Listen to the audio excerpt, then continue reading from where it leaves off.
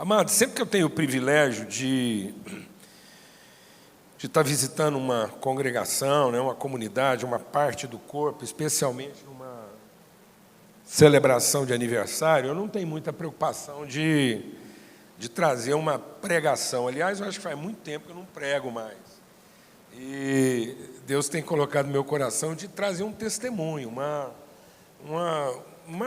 um testemunho do coração, aquilo que realmente a gente tem vivenciado, caminhado com o Senhor, vivido, e principalmente de cumprir, no nosso tempo de encontro, um propósito profético.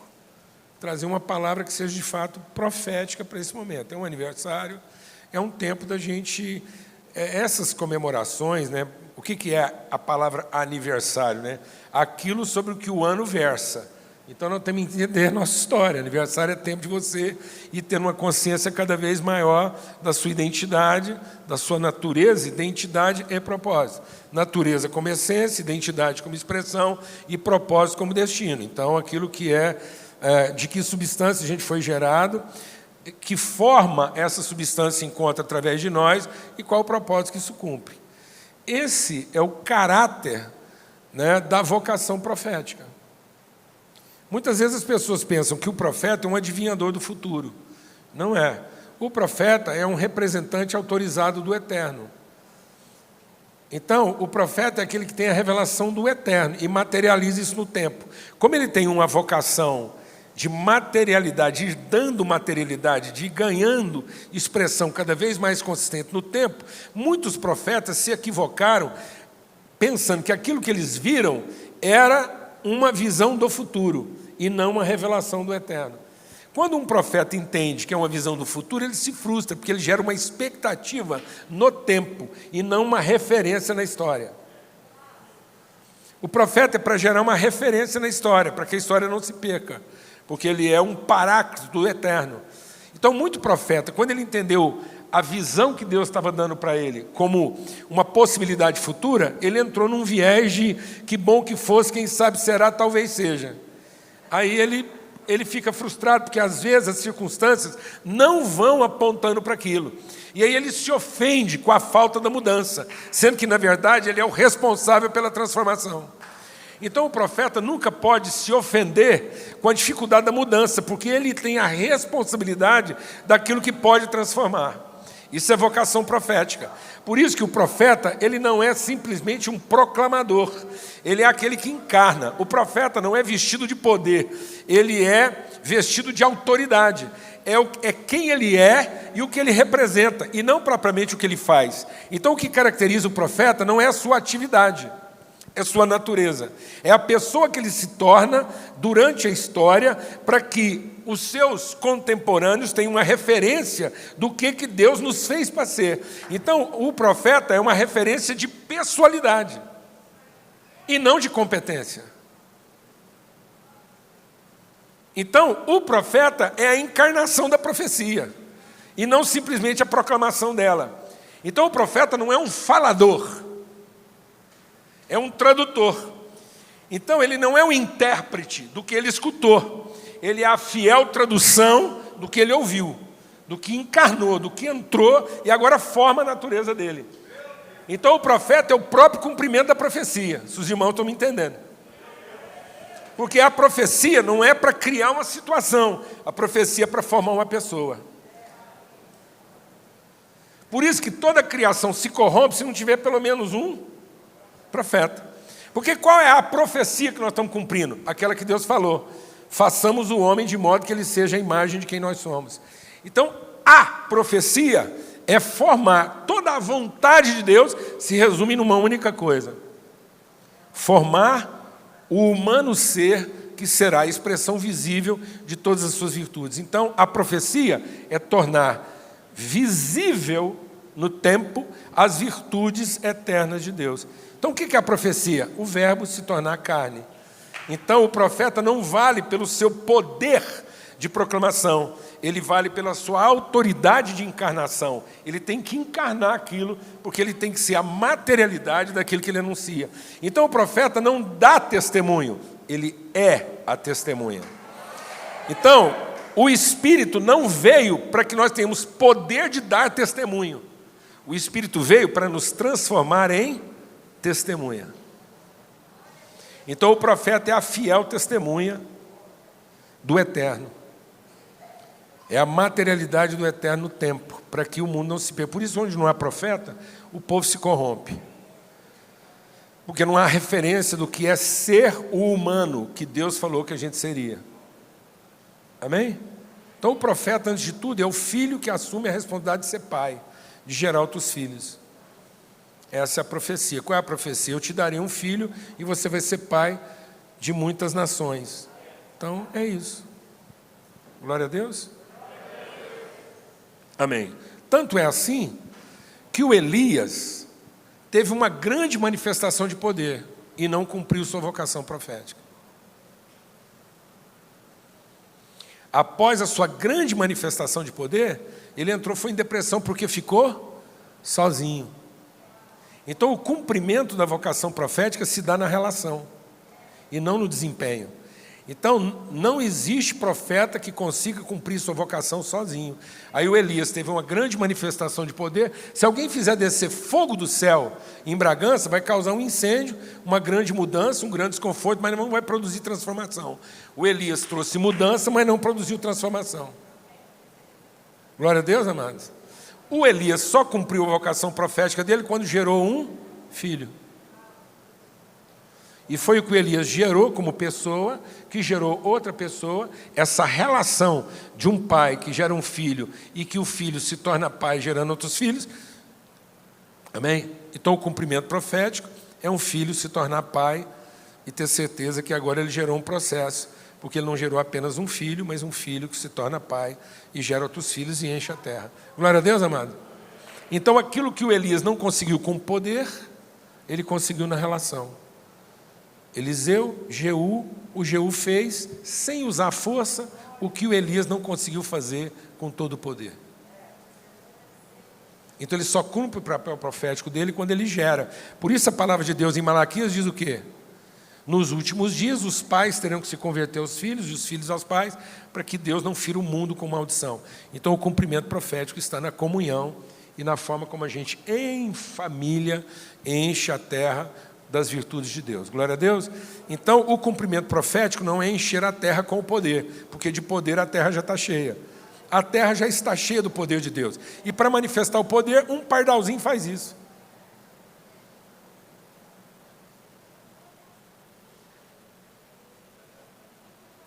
Amém, mano? Um pardal proclama o poder de Deus melhor do que a gente. Porque não tem que ensaiar, não tem crise se alguém está escutando. Pensa bem se todo líder de louvor fosse igual aos pardalzinhos. E todo pregador fosse igual ao papagaio, que fica falando lá, mas não está preocupado se alguém está escutando, se está entendendo, não tem crise de identidade, de rejeição, não tem que ensaiar. Meu Deus, uma canseira, tem que ensaiar, fazer uns negócios. Aí o cara fica magoado, porque o povo não foi, não prestou atenção, não bateu palma. Não, para encher de poder, Deus podia multiplicar os pardais, os papagaios, os lírios, estava tudo certo. Agora, essa tensão, esse estresse, você não tocou, não veio no ensaio, você não prestou atenção, o que eu estou fazendo? Ninguém reconhece. Isso aí já é uma crise de virtude. E esse é o nosso papel profético. Encher a terra com a glória e não com poder, porque de poder ela já está cheia. Então, a vocação profética da igreja é encher a terra com a glória de Deus, e isso através das relações. E não é que eles colocaram aqui o rolamento? Parabéns aí para o pessoal da técnica. Para quem não sabe, isso é um rolamento. É pena que eles colocaram, depois a gente vai melhorar isso aí, ver o rolamento com as esferas. Tá bom? Com os bearzinhos lá, as bolinhas do rolamento. Mas já está ótimo. Isso é um rolamento, para quem não sabe. Né? E o que tem a ver com a nossa palavra profética aqui? Sobre a Jesuscope, nesses 4 anos. Efésios, capítulo 4. Parece que Deus está querendo falar só em Efésios 4 aqui. Amém, irmãos? Posso ouvir um amém? Glória a Deus. Aliás, o livro de Efésios é o evangelho da igreja, o capítulo 4 é o seu texto magno, né, de vida de igreja. E aí, aqui em Efésios 4, diz assim: família de Zuscope, em Bragança Paulista. Aliás, pausa. Rapaz, vocês moram numa cidade bonita e arrumada, hein? Pelo amor de Deus. Hã? Difícil mandar missionário daqui para outro lugar. Vocês vão ter que fazer uma oração de libertação aqui, de desapego, né?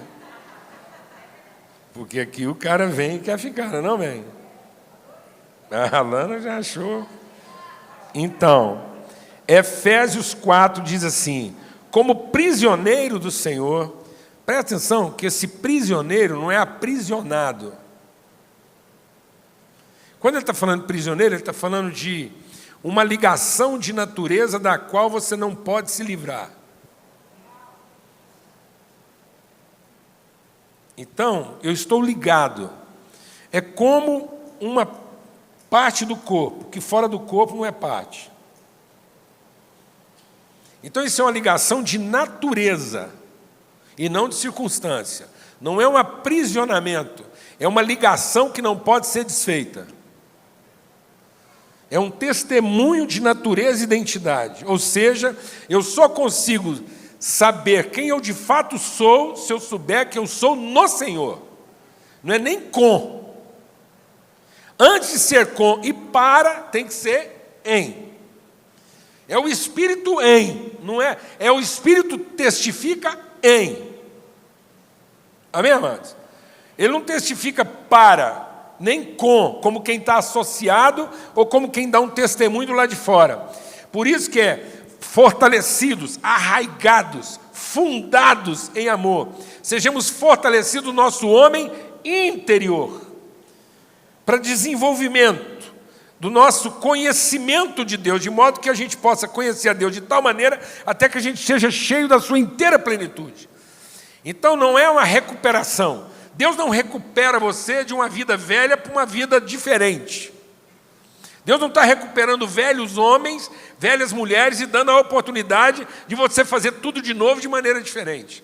É uma regeneração, é uma identidade, é uma natureza, é um entendimento, é um conhecimento de si mesmo que a gente não tinha. Amém? Eu estou aprisionado, eu estou ligado. Por isso mesmo, o que eu vou falar para vocês não é um pedido, é o que Paulo está falando, eu não vou pedir, não. Então, como isso é uma ligação de vida e de natureza, eu estou rogando. Esse rogo é uma orientação, não é uma sugestão. Vida com Deus não é uma alternativa nem uma escolha, é uma decisão. Tinha um cara viajando de avião. A aeromoça perguntou assim para ele: o senhor vai jantar? Ele falou assim: quais são as opções? Ela falou: sim ou não.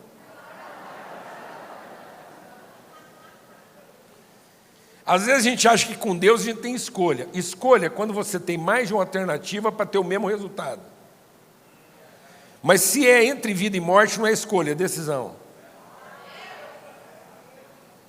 Amém? Então nós não temos que fazer uma escolha, nós temos que tomar uma decisão. Escolha seria peixe, carne ou frango. Um jeito diferente de ter o mesmo resultado. Amém? Eu posso escolher a roupa que eu visto, mas eu tenho que tomar a decisão se eu estou nu ou vestido. Glória a Deus, amado. Então, quando ele está falando, eu rogo, portanto, isso é incondicional. Ou eu estou em, ou eu não estou em lugar nenhum. Por isso que é prisioneiro. Isso é vocação profética. Vocação profética não é a percepção de um observador. É o ministério de um conhecedor. Eu não falo do que eu entendi. Eu testemunho do que eu conheço. Glória a Deus, amados. Isso é vocação profética. É o testemunho daquilo que eu conheço. Que é a minha vida. Então, por exemplo, eu não amo porque gosto. Eu amo principalmente quando eu não gosto. Porque o contrário de amor não é ódio. O contrário de amor é gostar muito. Porque a gente acaba odiando aquilo que a gente gosta muito e deixa de ser o que a gente gosta. Amém, mano? Contrário de amor é gostar muito. Porque em vez de eu amar, eu gosto muito, e aí eu vou ter ódio daquilo que me desaponta quando deixa de ser o que eu gosto. Alguém entendeu o que eu estou falando? Não. As pessoas só têm ódio daquilo que elas gostavam muito. Amém?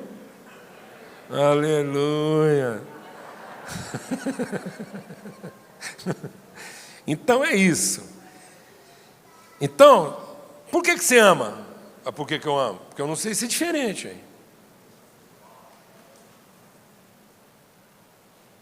Por que a gente está cumprindo uma vocação profética? Eu não sei ser outra coisa.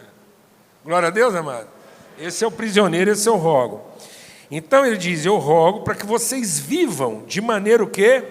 Digna, compatível, coerente com a vocação que vocês receberam. Então, todo cumprimento profético é você viver de maneira coerente com a identidade, a natureza e o nome que Deus nos deu. E ele diz assim,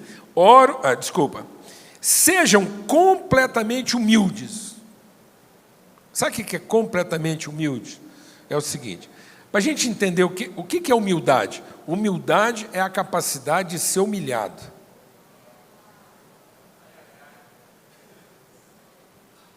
Amém? Então, humildade é a capacidade de ser humilhado sem perder a cabeça e sem se confundir no propósito. É aquele que, mesmo perplexo, não desanima. Glória a Deus. Então, é aquele totalmente desprovido de qualquer tipo de expectativa. Humilde é aquele tomado de convicção, de modo que ele está livre de qualquer expectativa. Humilde é aquele que já se libertou de todos e por isso pode amar a todos. Então eu só posso amar a Lana porque eu fiquei livre dela. E ela só pode amar se ficar livre de mim. Livre de quê?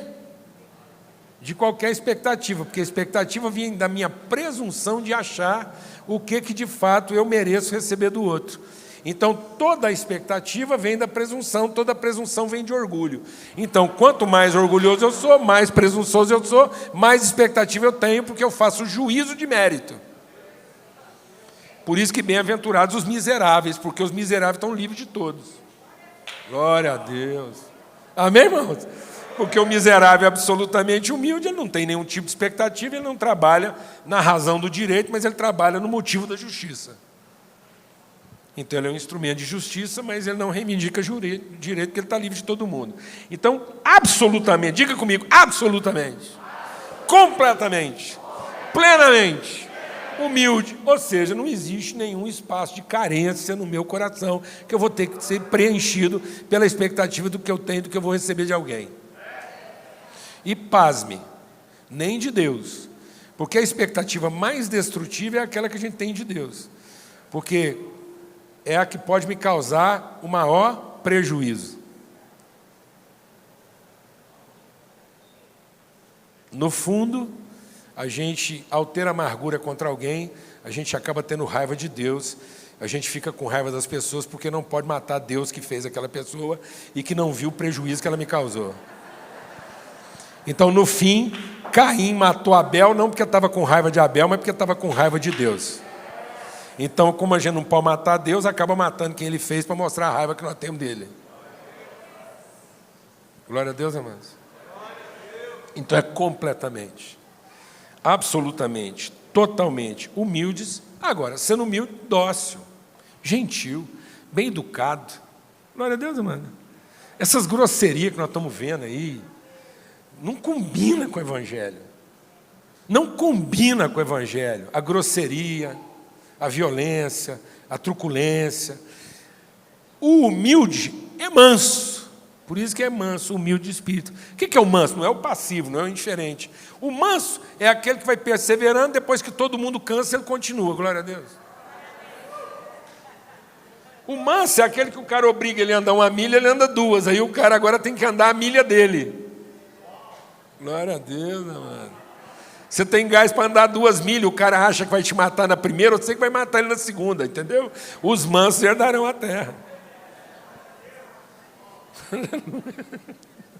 Glória a Deus. Quem não é manso vai morrer de nervoso. Aí fica os mansos herdarão a terra. Amém? Porque ele é perseverante, ele é longânimo, ele é livre, ele é dócil, ele é inteiro, ele não está atrás de preencher carência. E ele diz assim: sejam então pacientes. Essa humildade, essa gentileza vai fazer com que você seja resiliente. Longo ânimo, você não se corrompe. Movimento contínuo. E ele diz o quê? Suportando uns aos outros em amor. Essa é a palavra profética que Deus colocou no coração, ministério de Jesuscope. Suportando. Desde que eu conheci vocês, eu tenho falado isso com o Douglas, sempre testemunhando. Às vezes eu sou até assim meio, eu atropelo, eu sei que tem hora que eu falo demais, mas é o seguinte, é porque a gente tem uma angústia em relação a essa nação. Uma angústia profética. Porque a palavra de Deus diz que os nossos filhos seriam profetas. E os profetas dessa nação, que são a nossa população jovem, estão sendo mortos. Porque a religiosidade mata os profetas. Quando Jesus olhou, ele diz: ó Jerusalém, que matas os profetas. Então nós estamos sendo sistematicamente destruídos no nosso potencial profético, na medida em que os nossos jovens estão sendo ensinados a pensar como escravos e não como filhos. A ser induzidos ao desempenho e não à responsabilidade, ao benefício e não ao compromisso, ao poder e não à autoridade. Isso mata o profeta. E o profeta é que dá suporte. O profeta é o elemento sustentador, porque ele é a referência. Então ele tem uma carga de semente, ele é feito de uma semente incorruptível, e ele é a tipificação do que todo mundo pode ser. Cada um aqui é a tipificação materializada do que todo mundo à sua volta pode ser, como pessoa. Humilde, paciente, dócil e perseverante. Alguém que não retrocede, porque Deus não tem prazer naqueles que retrocedem.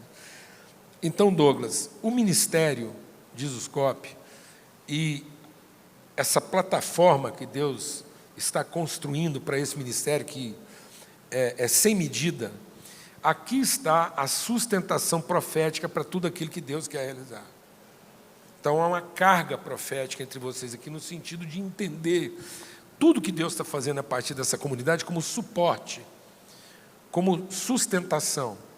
Então, quando a palavra de Deus está usando o termo suporte aqui, por que do rolamento? Porque esse suporte aqui não é aquele que apoia. A palavra aqui, suporte, é aquele que alimenta o processo. Então você não é um apoiador do que está acontecendo. Você não é uma torcida. Você não é um elemento entusiástico passivo. Você é um elemento essencial proativo. Não adianta suas palavras de encorajamento se não houver proatividade de compromisso, de responsabilidade.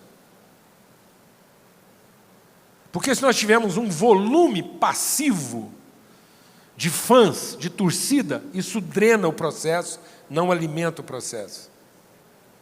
Isso faz com que as pessoas, que o ministério com vocação profética acabe se ocupando daquilo que não devia se ocupar. Entendeu?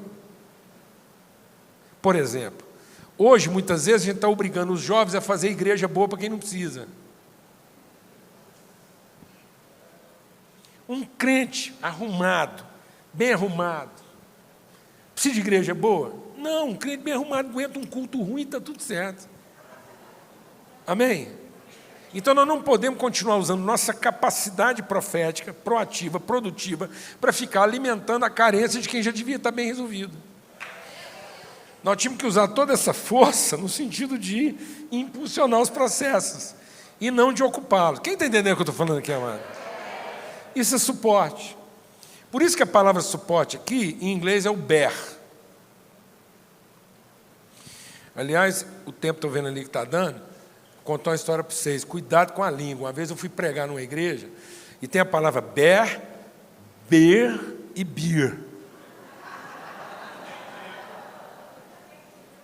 Bear é suporte, gerar, beer é urso e beer é cerveja.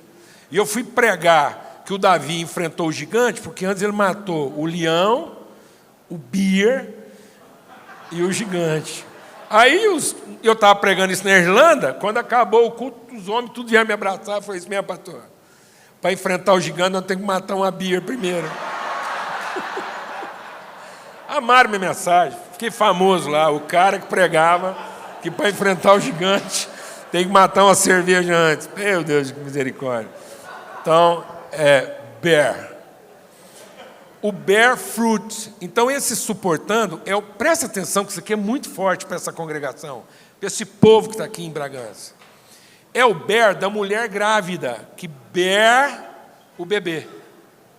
É o bear da árvore que bear o fruto. É todo o esforço de alimentar o processo para propiciar o fruto, a vida. Então, é uma agonia de entrega e não um desgaste de recebimento. Não é suportar como quem precisa de apoio, é suportar como quem dá condições para que o propósito aconteça. Então, não é o suportar no sentido de quem demanda energia, mas é o suportar no sentido de quem oferece e potencializa as condições. Por isso que é o bear do rolamento.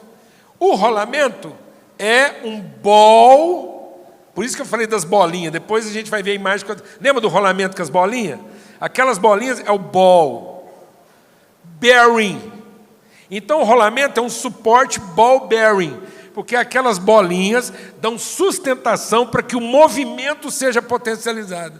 É esse tipo de suporte que Deus está dizendo, que pessoas bem resolvidas, que têm o testemunho do Espírito, que não têm possibilidade de romper com o processo, porque eles estão ligados de natureza, eles não estão aprisionados a um sistema, mas eles estão ligados de natureza, por isso eles tomaram uma decisão de, esvaziados de qualquer expectativa, se entregarem a um processo contínuo de ser suporte e sustentação para que o propósito de Deus se cumpra e se revele.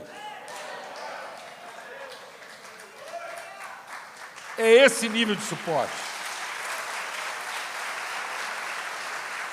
Então, o rolamento é uma unidade de apoio não estática.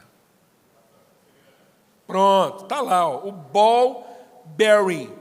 Por quê? Está vendo? As bolinhas estão lá, e aí você tem um ponto de apoio não estático. E mais, ele tem o potencial de ser um acelerador de esforços.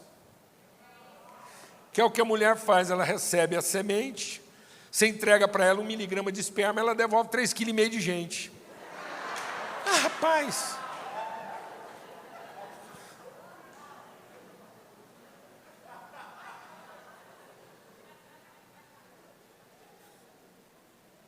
Você entendeu o que é suporte? Você planta uma sementinha de mostarda, aquilo vira uma árvore, os passarinhos vêm tudo sentar ali. Isso é suportando um ao outro. O povo acha que é tolerando, dando apoio.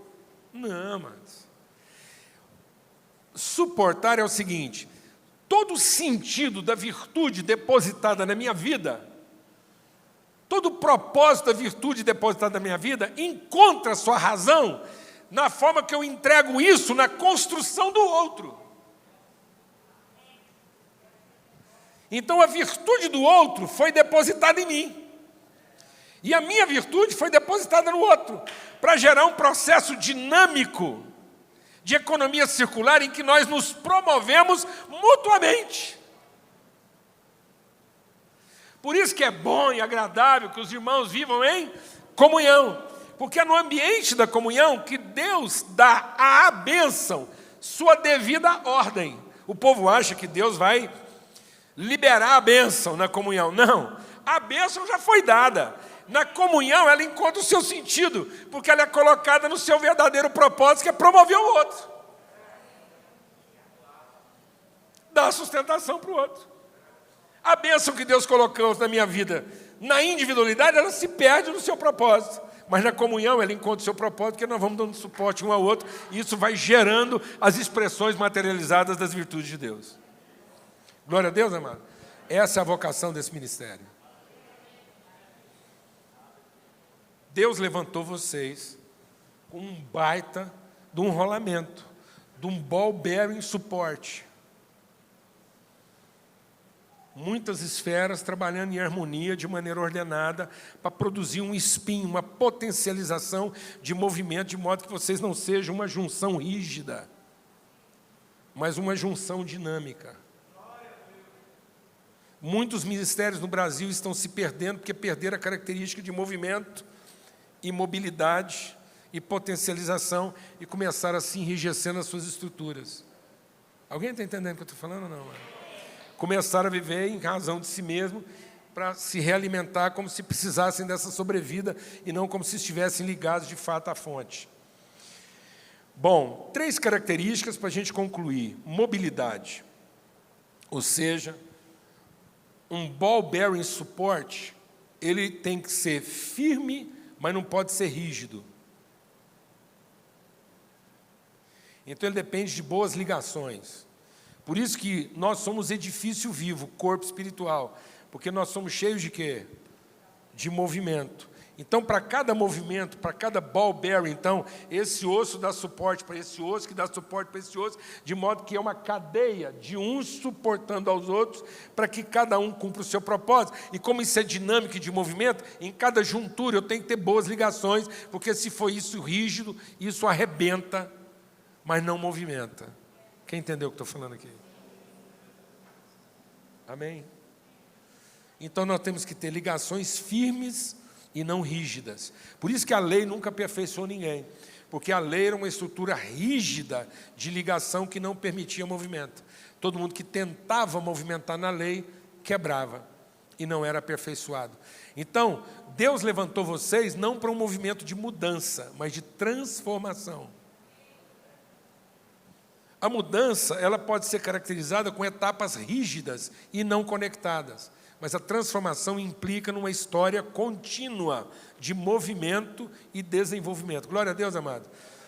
Igreja de Jesuscope, invistam na mobilidade. E aí, para que haja mobilidade, tem que ter boas relações. Invistam nas relações. Assumam um compromisso uns com os outros e não apenas com a visão. Não sejam obreiros de uma visão, sejam amigos de um propósito. Porque é isso que vai suportar os tempos de tensão e vai garantir a mobilidade. Então, o rolamento, ele garante a mobilidade. Ele é um ponto de encontro que oferece sustentação, mas não impede o movimento. Quem está entendendo o que eu estou falando? Então, você não pode oferecer sustentação e, ao mesmo tempo, querer o quê? Impedir o movimento. Então, essa mobilidade faz com que o processo seja sempre o quê? Dinâmico. Por isso que o Espírito Santo tem essa característica do quê? Do dínamos, do pneuma. O Espírito Santo está entre nós exatamente para garantir o quê? O movimento. O Espírito de Deus se movia. E aí, 2 características essenciais que eu deixei por último para elas estarem juntas. Uma é a intensidade. Então, esse ponto de suporte, ele tem que ser intenso. Ele tem que ter força suficiente para aguentar a pressão. Ele não pode ser xoxo. Ele não pode ser bambo. Então, se você pegar quem mexe com máquina sabe, se você pegar um rolamento bambo, as esferas saem fora do lugar, aquilo engripa, não funciona. Então, ele tem que ter o quê? Consistência. Igreja de Jesuscope, além de mobilidade, vocês vão ter que trabalhar consistência, intensidade. Você não tem que saber muito, mas você tem que saber bem o que você sabe. Você tem que ser um representante pleno daquilo que você crê. Você não tem que ser uma fé extensa, que abranja todos os assuntos, mas você tem que ser uma fé intensa, que onde pegar em você, não cede. Você é um ponto de apoio seguro, firme. Glória a Deus, amados. Amém?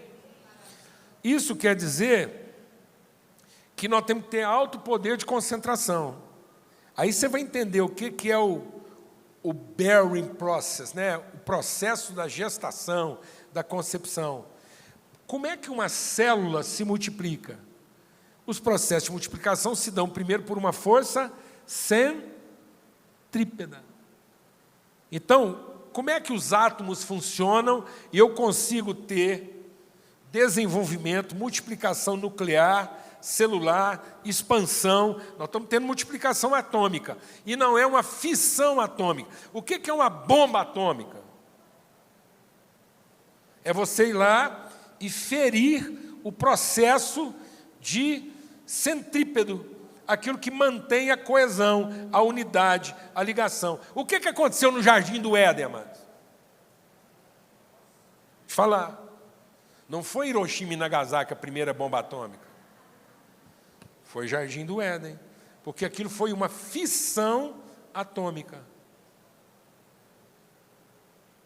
Um organismo dinâmico. O que é um átomo? Ele é uma unidade de movimento. Então, todos nós somos formados de quê? De átomos, que formam moléculas, que formam estruturas. Mas todos nós somos formados, a nossa unidade mínima é uma unidade de quê? É um dínamo. A nossa unidade mínima é uma combinação dinâmica de movimento de partículas que estão em constante movimento. Glória a Deus, amado. Você pensa que essa mesa aqui está parada, mas não está. Essa mesa aqui está movimentando mais do que muitos crentes que eu conheço. Porque ela só está aqui na forma mesa porque ela está bem estabelecida na sua estrutura, porque tem nela atuando uma força o quê? Centrípeta. Amém? Concentração, intensidade. Então, mobilidade, intensidade. Glória a Deus. E, em último lugar, a força centrífuga de expansão, de potencialização. Então, essa unidade ela tem a capacidade de concentrar e, ao mesmo tempo, ela tem a capacidade de quê? De potencializar. Quem entra no movimento com uma determinada força, sai do movimento com a sua força o quê? Multiplicada. E sabe o que tem acontecido com muitos ministérios? Eles se tornaram estruturas de arrefecimento do potencial e não de expansão do potencial. Porque as pessoas entram e acabam se ocupando na manutenção da estrutura e não sendo potencializadas na expansão dos processos. E por que às vezes elas têm que ser ocupadas? Porque não há uma intensidade relacional, não tem concentração, não tem confiança, não tem convicção, a estrutura está mole, aí a gente tenta transformar isso numa coisa sustentável a partir da sua rigidez e não da sua estabilidade. Não há concentração, não há convicção bem estabelecida. Toda hora que você tenta expandir, aquilo é mais uma ruptura do que uma expansão. Quem está entendendo o que eu estou falando? Fala comigo, mobilidade. Intensidade. Liberdade. Deus chamou esse povo aqui para ser instrumento de transformação nessa nação.